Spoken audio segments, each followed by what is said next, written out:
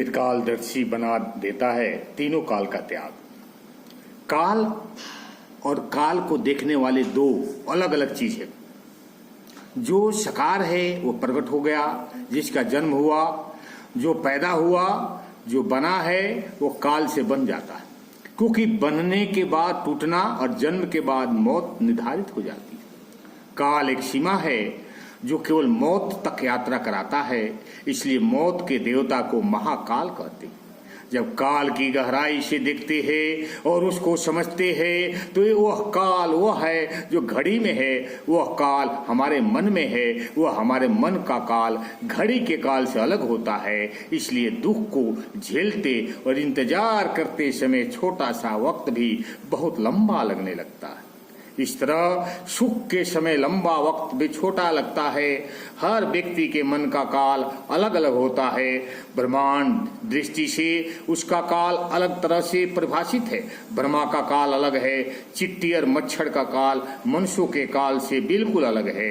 मनुष्य की बात करें तो पाएंगे यहाँ काल तीन प्रकार के होते हैं। एक जो बीत गया भूतकाल यानी पास्ट, और दूसरा जो बीत रहा है वर्तमान यानी प्रेजेंट, और तीसरा जो आएगा वो भविष्य यानी फ्यूचर देखा जाए तो तीनों काल केवल मन की कल्पना।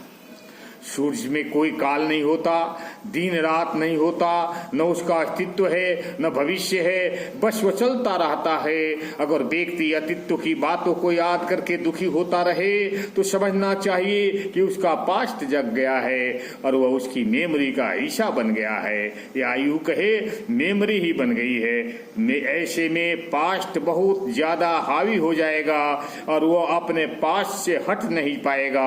ऐसा भी कह सकते हैं कि उसका साक्षी नहीं हो पाएगा। साथी होने का अर्थ यही है कि हर काल में स्वयं को तलाशने की जरूरत नहीं है, बल्कि उसका साक्षी बनना है। साक्षी हुए बिना अतीत कभी हमारा पीछा नहीं छोड़ सकता। ऐसा व्यक्ति दुखी और डिप्रेस होता है। वो भविष्य में ही मन को टिकाए रखता है और शेख चिल्ली की तरह कल्पना के ख्यालों में जीना सीखता है। ऐसा व्यक्ति डरा और लोभी हो जाता है। इसके लिए भविष्य का साक्षी होना जरूरी है। भूत और भविष्य के बीच दौड़ने वाला इंसान वर्तमान को एंजॉय नहीं कर सकता, क्योंकि उस व्यक्ति की चिंताओं में बस काल घूमता रहता है। इस प्रकार व्यक्ति तीनों कालों में उलझ जाता है। कभी भूत काल हावी होता है, कभी भविष्य काल हावी होता है, लेकिन एक और अवस्था हमारे भीतर है जिस पर काल का अवसर नहीं पड़ता। शरीर काल से बंधा है, लेकिन आत्मा कालातीत है। काल का आत्मा पर कोई अवसर नहीं होता।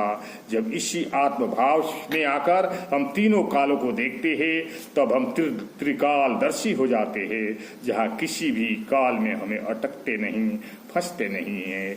ओम शांति, ओम शांति। अगर अच्छा लगे तो लाइक करें और सब्सक्राइब करें।